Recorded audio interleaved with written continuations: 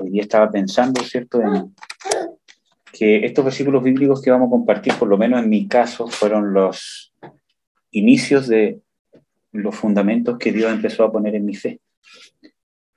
Y que cada cierto tiempo siempre vuelvo a meditarlo y a recordar las cosas que Dios me ha hablado, ¿cierto?, por medio de estos versículos bíblicos y el significado que tienen. Vamos a abrir el libro de Romanos, capítulo 8. Romanos, capítulo 8.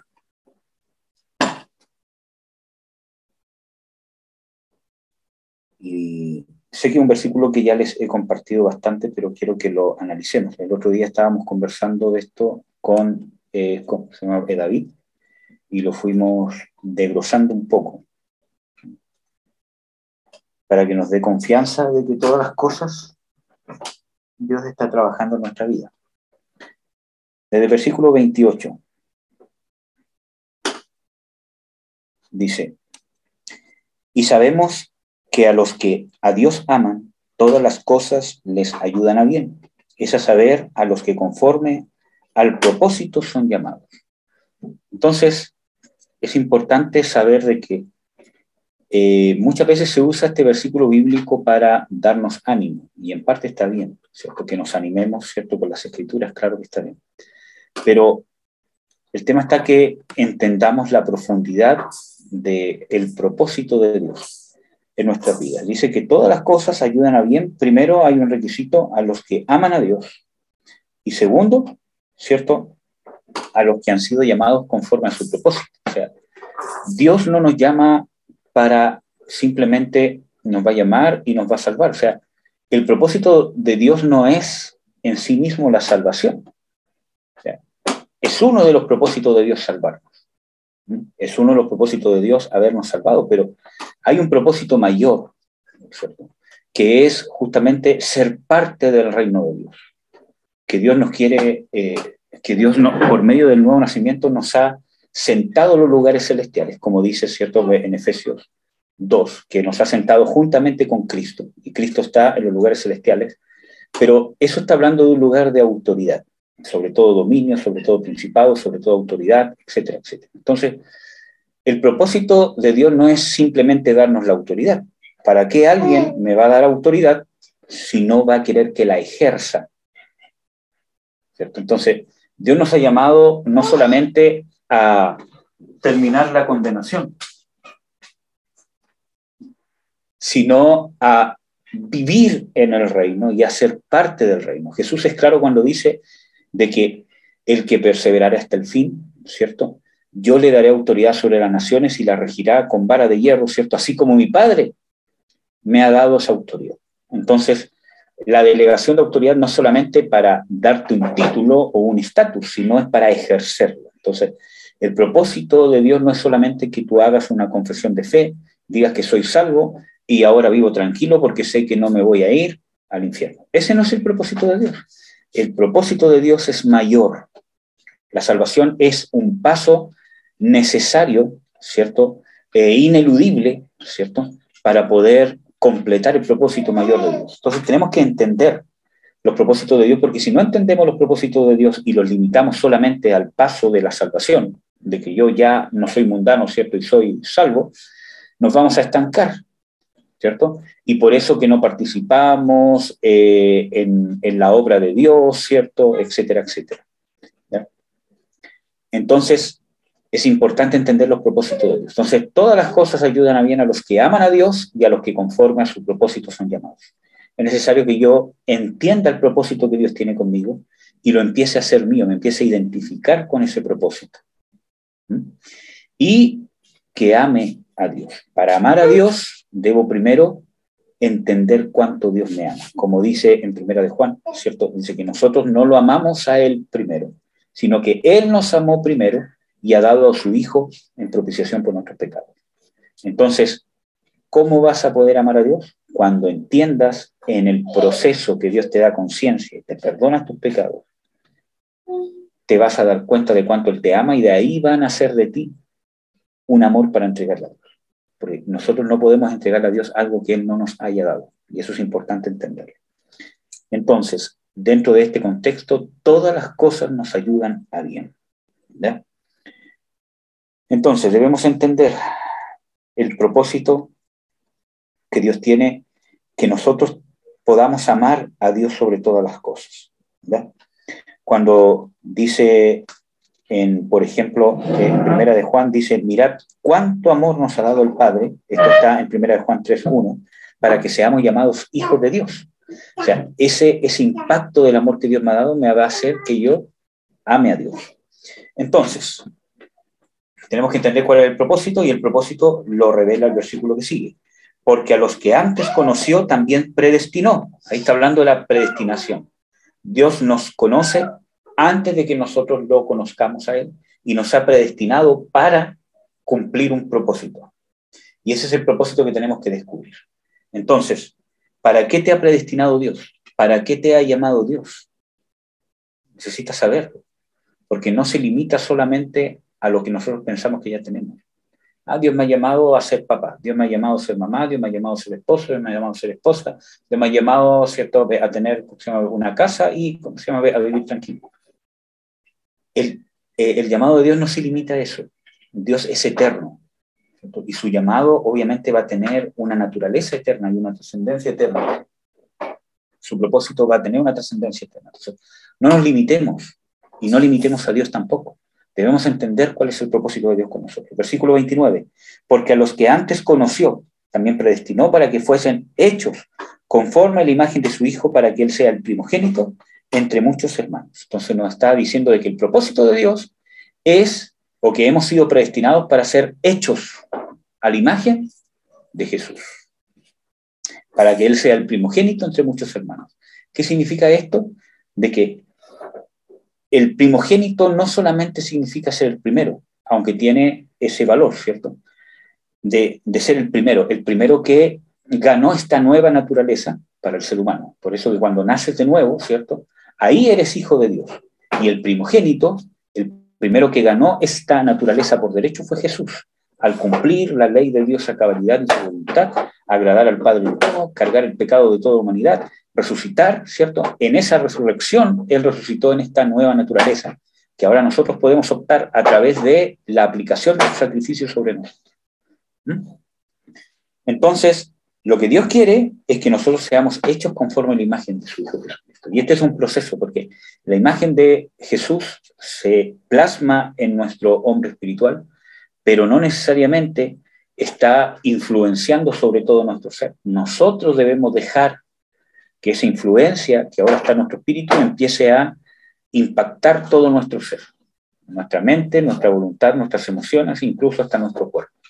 En nuestra salud, en todas las áreas, debe haber un impacto, debe haber una influencia del poder de Dios, del reino de Dios sobre nuestras vidas. ¿Amén? Entonces, esto nos debe dar esperanza, porque si Dios se ha propuesto hacer eso en nosotros, ¿quién lo detendrá?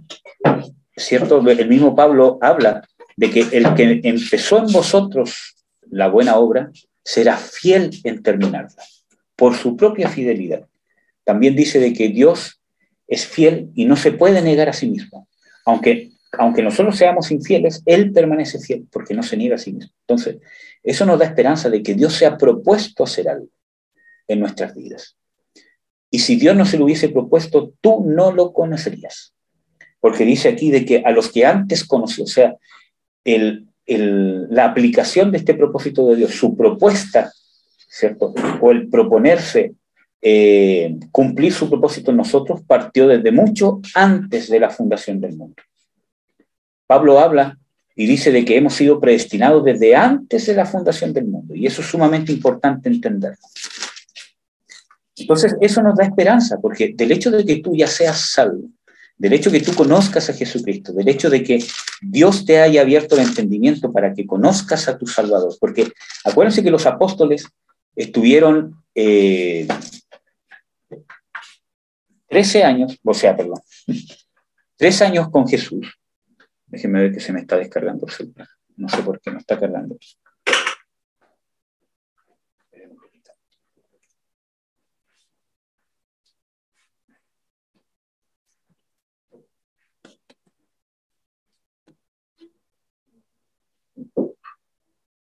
Ahí sí. Entonces, pese a que los apóstoles estuvieron 3 años con el Señor Jesucristo recibiendo las enseñanzas del Maestro de Maestros, ¿cierto? De que el que ciertamente tenía toda la unción de Dios para poder transmitirla de una manera clara, sin ninguna contaminación, sin ningún impedimento humano, ¿cierto? Aún así, Jesús les tuvo que abrir el entendimiento para que entendieran todo lo que Él les había enseñado. Vamos a leer acá. Lucas, capítulo 24, versículo 44 en adelante. Y Él les dijo, estas son las palabras que os hablé, estando aún con vosotros, que era necesario que se cumpliesen todas las cosas que están escritas de mí en la ley de Moisés, y en los profetas y en los salmos. Entonces les abrió el entendimiento para que entendiesen las escrituras. Entonces, que tú hayas tenido la revelación de que Jesús es el Hijo de Dios, de que Jesús es tu Salvador, que hayas tenido el encuentro personal con Jesucristo, que Él esté trabajando en ti y que estés respondiendo de cierta manera, ¿cierto?, a lo que Él está haciendo en ti, aunque nos falte mucho, aunque veamos de que aún nos falta mucho por recorrer, pero que aún tengo pecados, o no sé, que aún, ¿cierto?, lucho con mi carácter, pero del hecho de que ya hayamos tenido un encuentro con Jesucristo, el hecho de que el hecho de que estés participando aquí hoy día, ¿cierto? Eso habla de que Jesús ya se propuso algo, de que Dios ya empezó la obra y que va a ser fiel en terminar. Entonces tenemos que fortalecernos en eso. Por eso que les digo de que esto nos da esperanza. Vamos a leer acá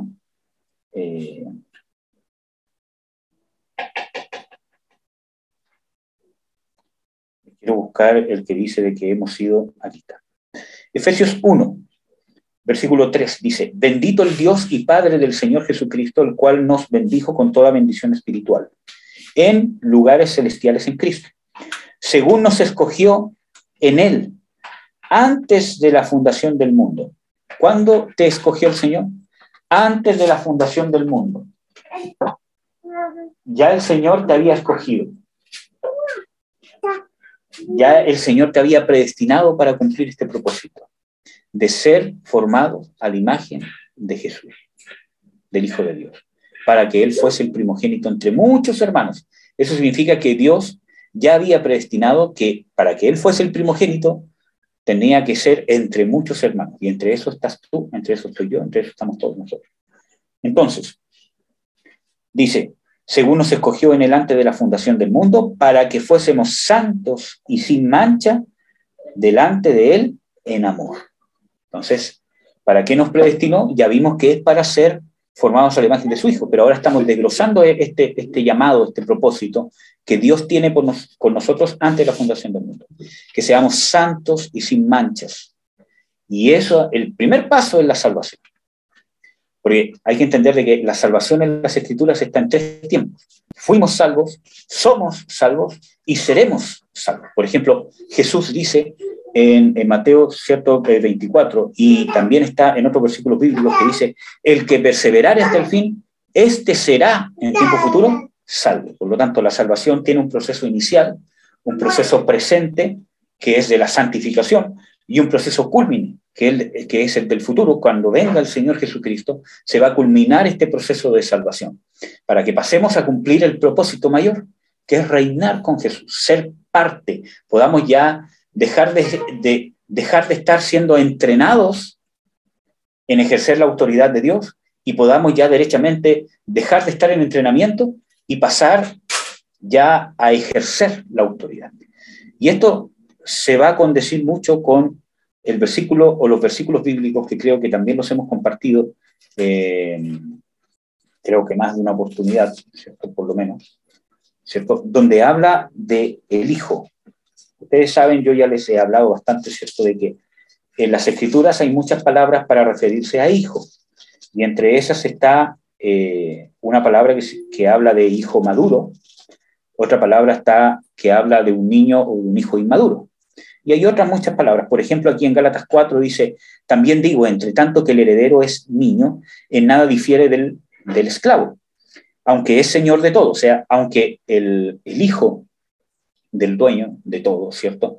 Es señor de todas las cosas, pero entre tanto que es niño, o sea, esta palabra que usa aquí, que es inmaduro, no se va a diferenciar en nada del esclavo. Es señor de todo, pero no se diferencia en nada del esclavo. Más está debajo de tutores y cuidadores hasta el tiempo señalado por el Padre.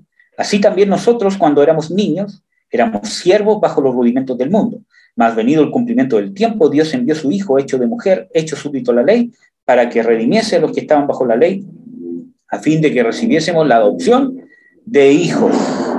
Esa palabra ya está hablando de hijo, de un hijo ya maduro, ¿ya?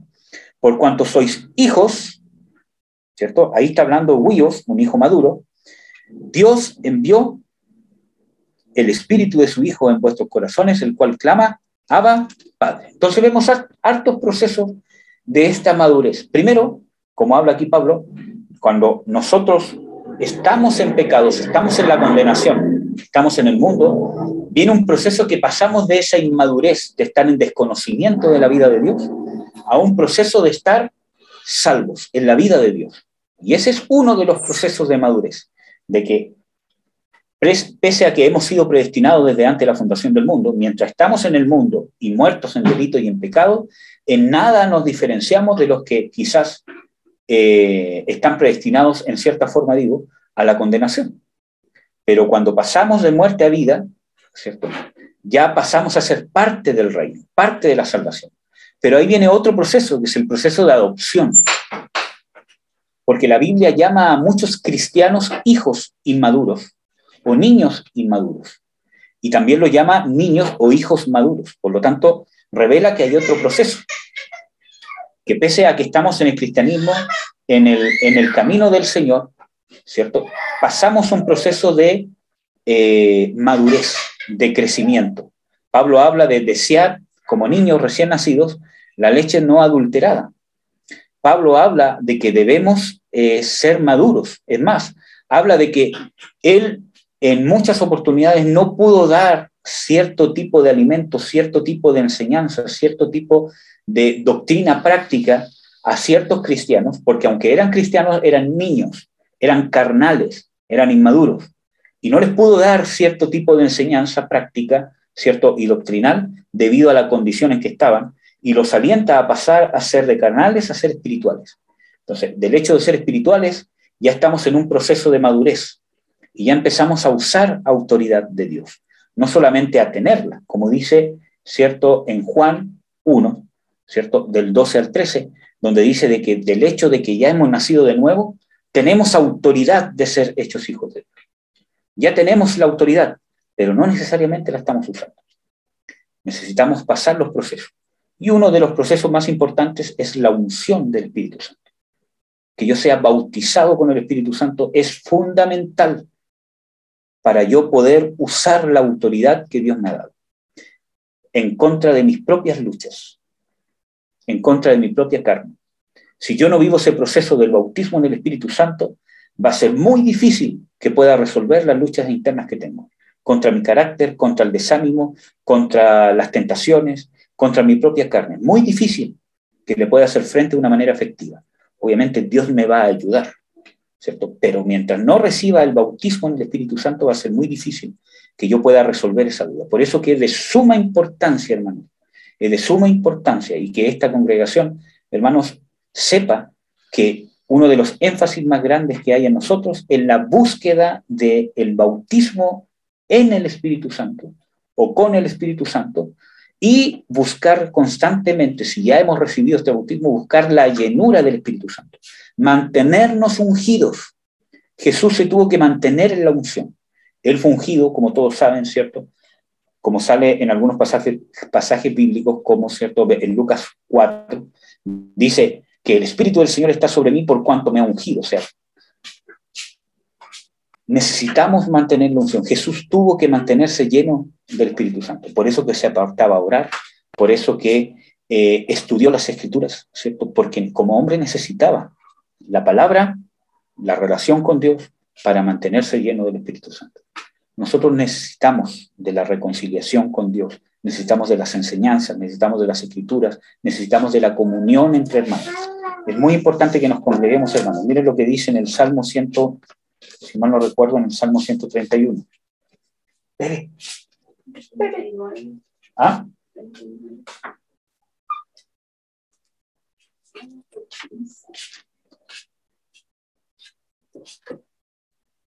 Bebe solo. Salmo 133.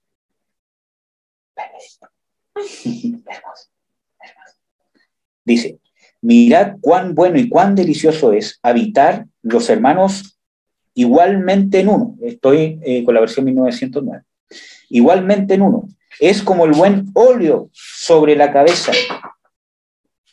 Y el versículo 3, ¿cierto? Al final dice, porque allí envía Jehová bendición y vida eterna. ¿Dónde se renueva la vida de Dios? ¿Dónde, que es uno de los instrumentos, no es el único, uno de los instrumentos donde Dios renueva, envía su bendición y vida eterna? Eso no significa que haya que congregarse para poder ser salvo. Claro que no. Pero la vida de Dios, la vida de resurrección que está en nosotros, porque Dios habita en nosotros, su vida eterna está en nosotros, ¿cómo se fortalece? ¿Cómo cierto, puede saltar para vida eterna, para poder influenciar en todas nuestras vidas? Uno, porque son muchos, pero uno de los mecanismos bíblicos es: mirad cuán bueno y cuán delicioso es habitar los hermanos igualmente en uno.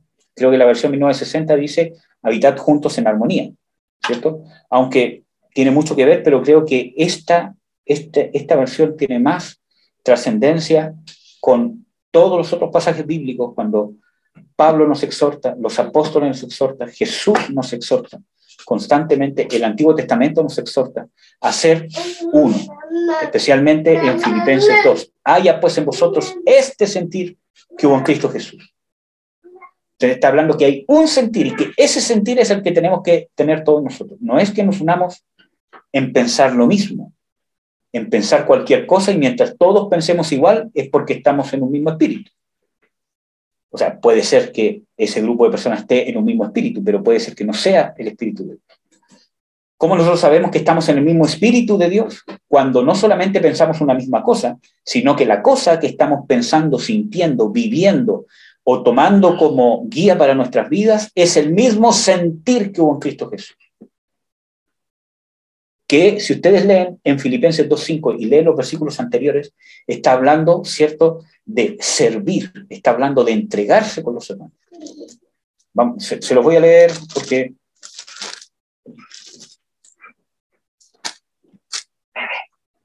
Filipenses 2, ¿cierto? Versículo 2. Cumplid mi gozo, que sintáis lo mismo. Está hablando exactamente lo mismo que dice el Salmo 133. Que sintáis lo mismo, teniendo el mismo amor, unánimes, sintiendo una misma cosa. El mismo sentimiento, estar unidos, o sea, que sea el mismo sentimiento el que tenemos todos nosotros, ¿cierto? Estar en un mismo amor. Y no en cualquier amor, ¿cierto? Yo no puedo tener una concepción diferente de amor a la de ustedes si no hay un problema.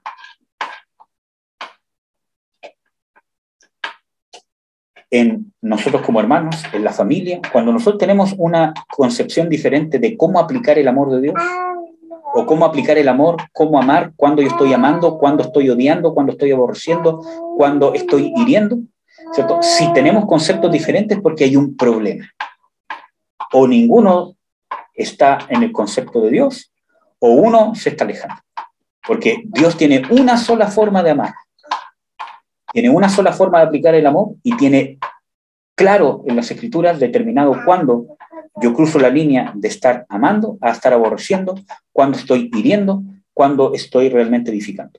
Están claras esas líneas en las Escrituras. Pero si yo tengo conceptos diferentes, es porque hay un problema. Entonces, en ese amor es el que nos tenemos que unir.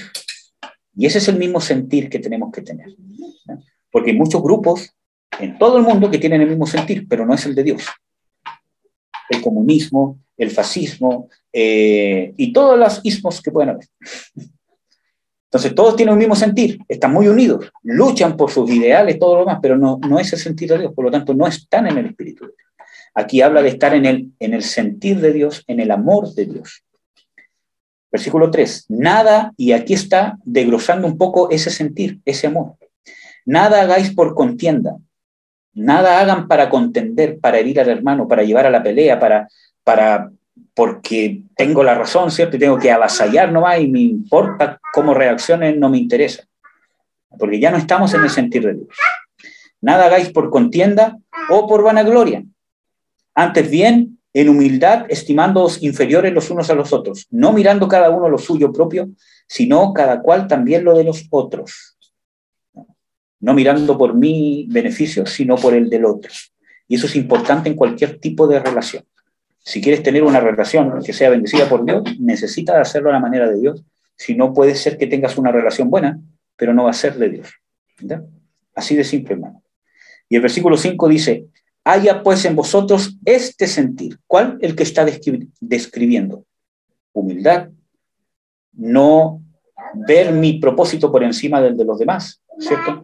Haya pues en vosotros este sentir que hubo en Cristo Jesús, el cual, siendo en forma de Dios, no tuvo por usurpación ser igual a Dios, sino que se anonadó a sí mismo, etcétera, etcétera. Y creo que ya todos han leído y conocen este versículo bíblico. Entonces, ese sentir está hablando del sentir de Jesús,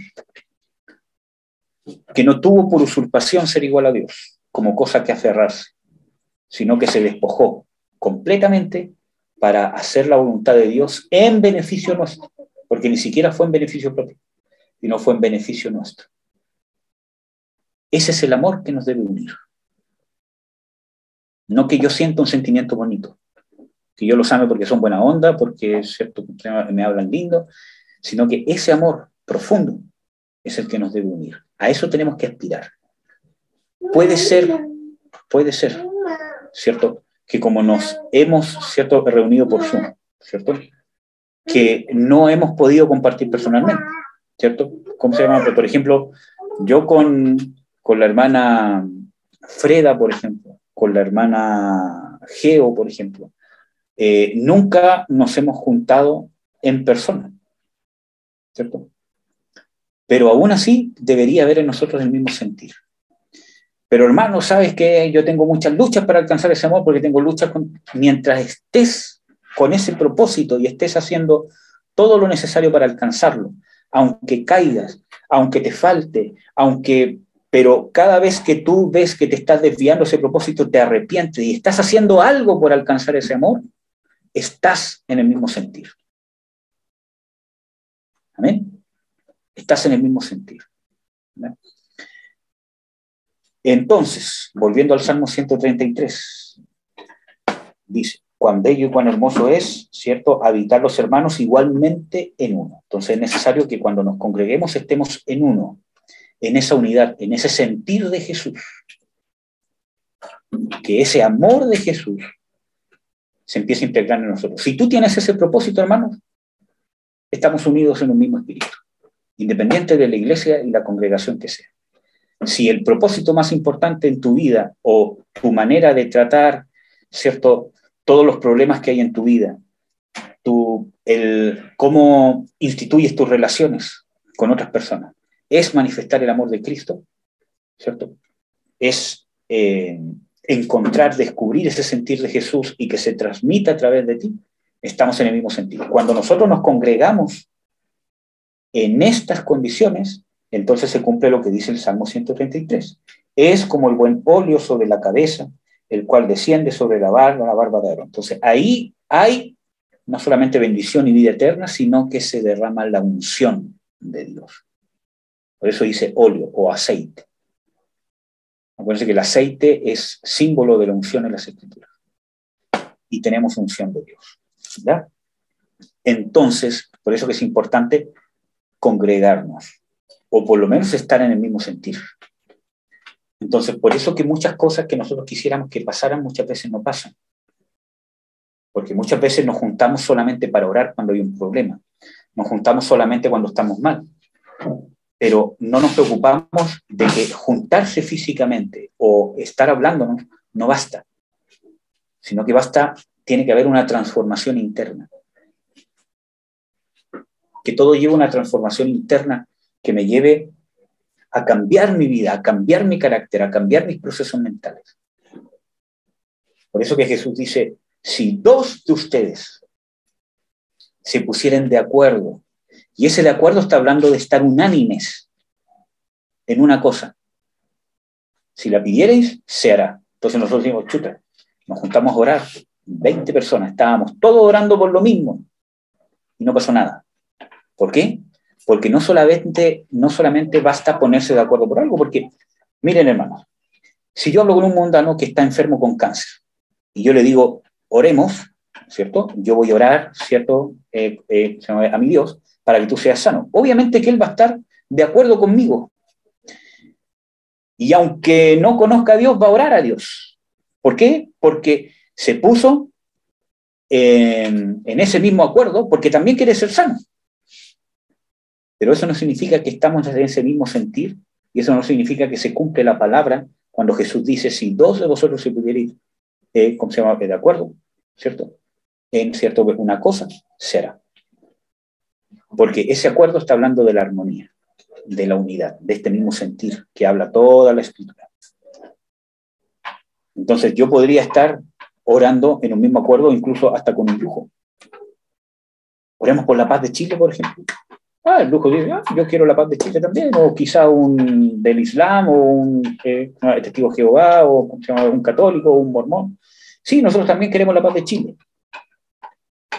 Y eso no es unidad. La unidad viene de lo que hay en el corazón, la transformación que Dios está haciendo en nuestro corazón. Eso nos mantiene unánimes. Eso nos lleva a la unidad. Cuando nosotros estamos realmente sumergidos en esta transformación del Espíritu Santo sobre nuestras vidas de una manera consciente y activa, ahí va a pasar que cuando dos de nosotros estemos en esta condición y nos pongamos de acuerdo en una cosa, se hará. No es solamente que nos pongamos, ¿cierto?, de acuerdo para orar por un tema y que todos estemos de acuerdo, todos queremos orar por esto, sí, oremos, sino viene de adentro, del corazón. Amén, hermano. Entonces, hemos sido predestinados, como decía en Efesios, para ser santos y sin mancha. Proceso de salvación.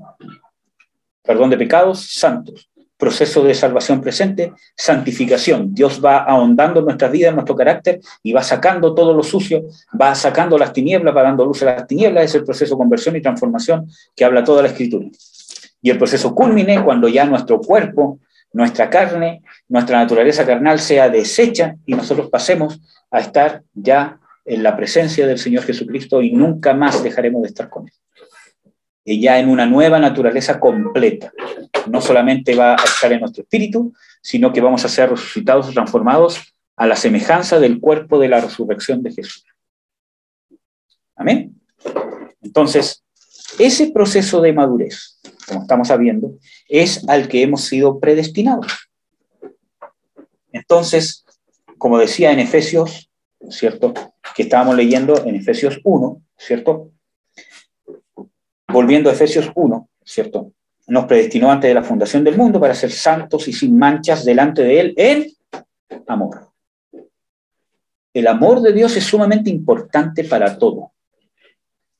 Necesitamos reconocer el amor de Dios, saber cuáles son las bases y los fundamentos con el cual Dios nos ha amado, porque Dios nos ama con fundamento. Y ese fundamento es el sacrificio de Jesús. Ese fundamento es el perdón. Ese sacrificio es beneficiarnos desinteresadamente. Hacer todo esto que hizo, porque Dios no gana ningún beneficio con haber muerto en la cruz, o con hacer todo lo que hace hoy en día de mantener a la iglesia con el Espíritu Santo, sustentándola, guiándola, perdonando sus pecados, purificándola. Dios no gana nada más que trabajo y carga. Entre comillas digo carga. Los únicos beneficiados somos nosotros. Ese amor nosotros tenemos que aspirar a conocer, impregnar en nuestra vida, que nos transforme y nosotros empezar a transmitirlo. Versículo 5 de Efesios 1. Habiéndonos, y aquí está hablando otra vez de la predestinación, habiéndonos predestinado para ser adoptados hijos por Jesucristo a sí mismo, según el puro afecto de su voluntad, para alabanza de su gloria, con la cual nos hizo aceptos en el amado, en cual tenemos redención por su sangre, la remisión de los pecados por la riqueza de su gracia, que sobreabundó en nosotros en toda sabiduría e inteligencia, descubriéndonos el ministerio de su voluntad, según su beneplácito, que se había propuesto en sí mismo, de reunir todas las cosas en Cristo en la dispensación del cumplimiento de los tiempos, así las que están en los cielos como están en la tierra.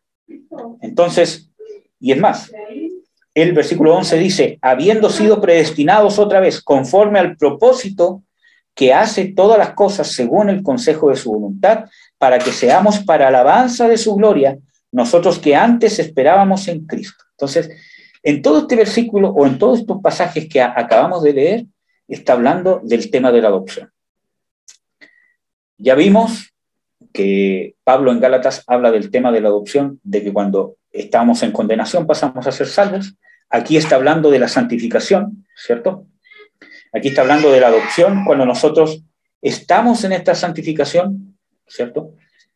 Pasamos de ser carnales a ser espirituales, y en estos versículos vemos de que hay otra adopción o otra etapa de madurez, que es cuando pasemos de estar en esta vida terrenal a estar en una vida de resurrección o en una vida ya de transformación completa de nuestro cuerpo, que es cuando venga el Señor Jesucristo, no antes, en su venida, cuando descienda, ahí va a ser la resurrección o la transformación de los que hayan quedado. Entonces tenemos ese proceso de madurez o de adopción, de condenación a salvación, a salvos, de inmaduros a maduros en esta tierra, y de estar viviendo en este envase carnal a pasar a vivir en el envase o en la casa celestial donde habla Pablo, ¿cierto?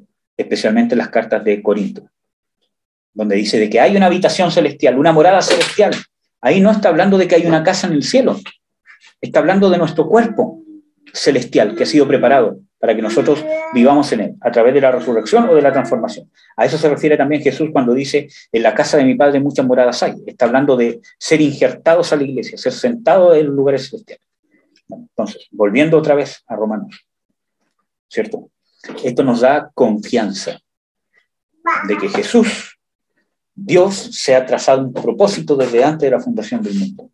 Por lo tanto, ¿cómo va a haber algo en tu vida que sea al azar? Tengo inconveniente en el trabajo, es que tengo inconveniente acá, es que tengo inconveniente con mi hermano, con mi padre, con mi esposa, con mi esposo, ¿cierto? Tengo problemas. ¿Cómo va a ser al azar? ¿Cómo se le pasó a Dios?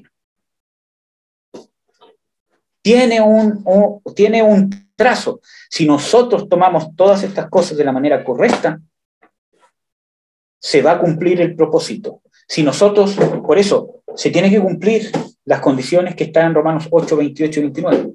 Si en todas estas cosas yo, en vez de apartarme de Dios, en vez de recurrir al pecado, en vez de recurrir a lo humano, recurro al amor de Dios para enfrentar estas situaciones, estoy metiéndome en el propósito que Dios ha trazado. Inmediatamente todas estas cosas me empiezan a ayudar a bien para alcanzar la imagen de Jesús, para que el carácter de Jesús sea formado en mí. Si yo enfrento estas situaciones recurriendo al amor de Dios para fortalecerme y para llevar esta problemática, cualquiera que sea. Perdonar, mantenerme firme, saber cuándo hablar, saber cuándo callar, cambiar, y todas las cosas que ya hemos hablado bastante en todo este tiempo, ¿sí? Entonces, necesito recurrir al amor de Dios. Y no es solamente yo sentirme amado, aunque a veces es necesario sentirse amado por Dios. No es solamente que yo recurra para sentirme amado, sino que yo recurra a las herramientas del amor de Dios para administrarla a otros en la problemática que tengo. Hay ciertos grados de amor de Dios que yo tengo que entregar. Eso no significa que yo voy a permitir que cualquier persona haga injusticias conmigo sin ningún propósito. Pero donde yo más amor de Dios tengo que entregar es en el núcleo familiar más cercano. Cónyuges, hijos, padres, hermanos de la iglesia, familiares y la sociedad. obviamente tiene un grado de importancia y un grado de trascendencia, ¿cierto? Yo no puedo amar de la misma forma a un compañero en el trabajo como Dios me demanda que lo haga de mi hijo o con mi esposa. Hay cosas que a mí no me competen de ese compañero de trabajo. Hay límites. Pero mientras más cercana sea la relación que tenga, más ilimitado es el amor que debo de entregar, que debo entregar. No es una opción amar como Dios nos ama. Es un requerimiento. Jesús lo dice. Es un mandamiento. Amaos los unos a los otros como yo os he amado. Y hermanos, es el mandamiento más importante. Jesús resume toda la ley en 2 mandamientos. Amar a Dios sobre todas las cosas, con toda tu mente, con toda tu alma, con todas tus fuerzas, y amar a tu prójimo como a ti mismo. Y a veces nosotros, cuando retenemos el perdón, cuando no tratamos con amor, cuando no nos arrepentimos, cuando no cambiamos nuestro carácter para que sea un carácter que exprese amor de Dios, estamos faltando y estamos pecando. Y no contra cualquier mandamiento, sino contra el mandamiento de todos los mandamientos. Pablo dice claramente que toda la ley se encierra en el mandamiento del amor. Por lo tanto, si yo no amo, me hago transgresor de todos los mandamientos. Entonces, hermanos, amados, si Dios nos ha amado así, ¿creen que alguna cosa se va a escapar de sus manos? Si Dios nos ha amado de esta manera, ¿será que cuando nos está dando luz de un pecado es para que nosotros nos cerremos? Y digamos, claro, toda la culpa la tengo yo, y para qué, y todo lo demás. Esa es la peor actitud que podemos tener. La venganza, el resentimiento. Todas esas cosas, ¿cierto? No son del amor, no lo son. Nadie dice que no pueda tener un sentimiento de venganza, ¿cierto? O un sentimiento de guardar resentimiento. El tema está qué hago yo con eso, como les he dicho siempre. Recurrir al amor de Dios. Y no es de un día para otro. Quizás yo tenga un sentimiento de querer vengarme por algo que me han hecho muy terrible, ¿cierto? Y tengo que vivir un proceso de sanidad. Vivir un proceso donde yo aplico el perdón cada vez que me viene ese sentir, aplico el perdón, pero no le hago caso a ese sentimiento. Y hago todo lo necesario para no hacerle caso a ese sentimiento. Se quedó encerrado, bebecito.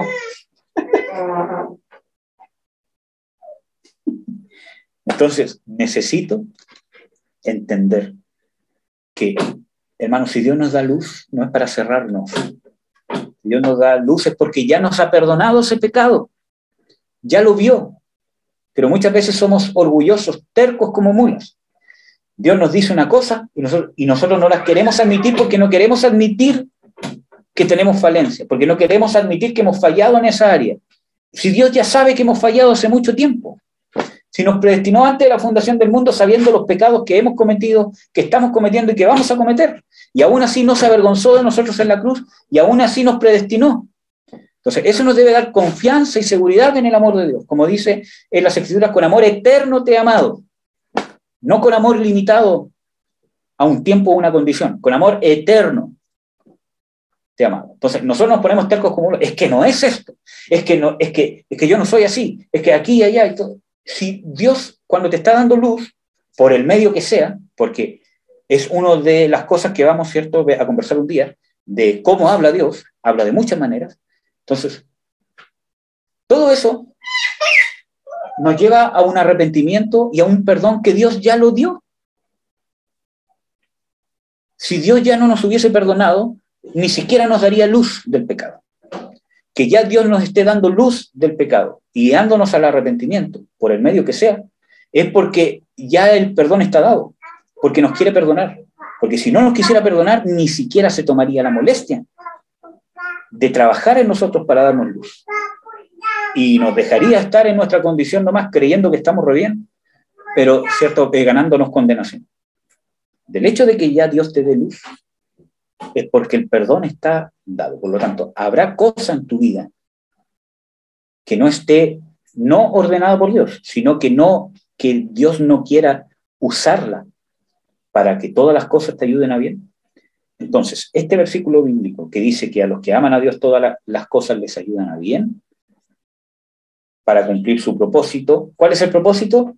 Que el carácter de Jesús, el sentir de Jesús, el amor de Jesús se empiece a impregnar en nosotros y se empiece a transmitir a través de nosotros. Cuando yo voy a activar que las cosas que me están pasando me ayuden a bien, cuando me pasan cosas adversas o cosas buenas y recurro al amor de Dios para solucionarlas o para vivirlas. Por ejemplo, cuando me pasan cosas buenas, me cuido del egocentrismo, de la vanagloria, ¿cierto? De empezar a mirar, ¿cierto? En menos, ¿cierto? A los demás, etcétera, etcétera, recurriendo al amor de Dios. Porque cuando yo recurro al amor de Dios, me doy cuenta de que yo sin Dios no valgo nada. O sea, valgo nada. Y que todo lo que puedo ser es gracias a su amor. Y que su amor es el que me sostiene. Cuando paso situaciones adversas, en vez de amargarme, alejarme de Dios, ¿cierto? Yo recurro al amor de Dios, al perdón, a la fortaleza que Dios me está dando, que si yo tomo esta actitud con humildad y recurro a Dios, esto va a servir para que yo me forme, de que hay una esperanza que va más allá de lo que yo pueda ver en esta vida terrenal, de que Dios se ha comprometido a cumplir un propósito conmigo. Y nadie me puede arrebatar de la mano del Padre, como dice Jesús. Entonces, hermanos, los animo a perseverar, a creer en el amor de Dios, a creer que Él se ha trazado un propósito. Incluso si te has alejado, vuélvete a Él. Porque Él no está, ¿cierto?, airado con nosotros. Él es amplio en perdonar. Acerquémonos al trono de gracia confiadamente para que el Señor Jesucristo nos entregue el oportuno socorro. Amén. Amén, hermanos. Espero que haya sido de bendición. Que Dios los bendiga mucho. Le voy a pedir a Marcela que pueda orar, si quiere, de tomar niño. Le voy a pedir a mi mamá que ore, por favor.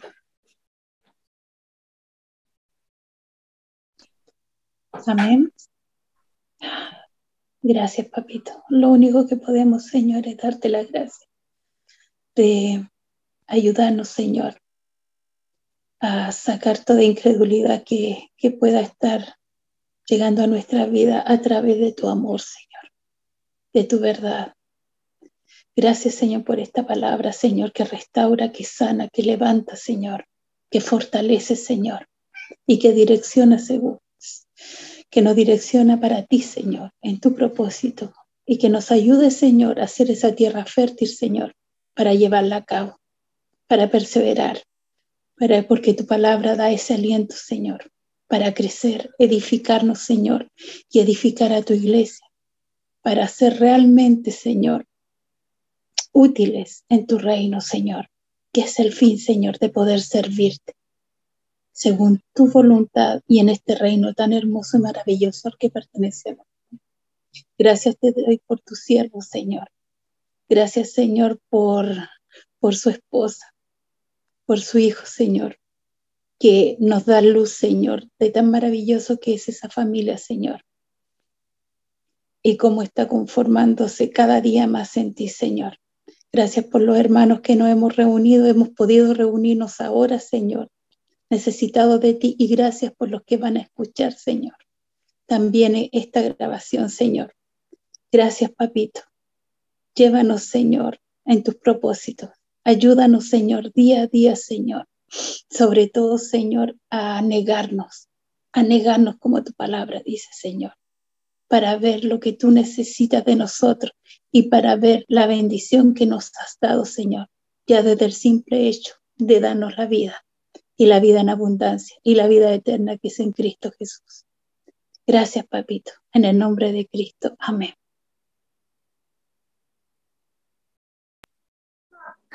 Amén, hermanos. Bueno, voy a parar de grabar.